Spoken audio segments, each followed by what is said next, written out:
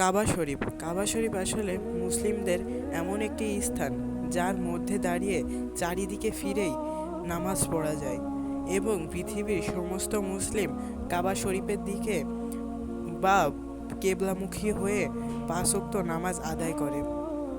আজকে আমরা এই কাবা শরীফ সম্পর্কে 5টি আননোন ফ্যাক্ট জানতে চলেছি।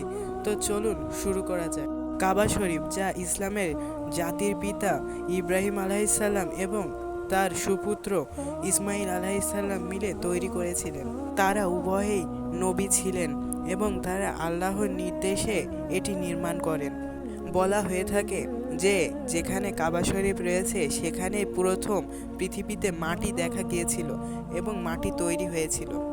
প্রতিদিন প্রায় 50,000-এরও অধিক মানুষ এখানে হজ পালন করতে আসে।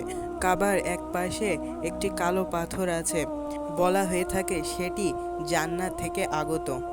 কাবা শরীফের পুরো স্ট্রাকচার কালো পাথর দিয়ে তৈরি করা। প্রথম দিকে কাবা শরীফের কোনো ছাদ ছিল না, কিন্তু তার পরবর্তীতে ছাদ তৈরি করা হয়েছে। কাবা শরীফের পাথরকে এক ধরনের কাপড় দ্বারা মুড়িয়ে রাখা হয়েছে এবং এই কাপড়ের উপরের দিকে যতগুলো আরবি শব্দ লেখা আছে সেগুলোকে পুরো স্বর্ণ দিয়ে বাঁধানো হয়েছে।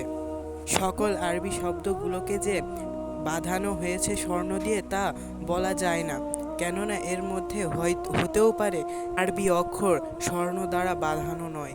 কাবা শরীফের উপর দিয়ে কখনোই কোনো প্লেন বা এয়ারক্রাফট যেতে পারে না, কেননা সৌদি আরবের আইনে এটাকে মানা করা হয়েছে। কারণ এখানে অনেক মানুষ হজ পালন করতে আসে।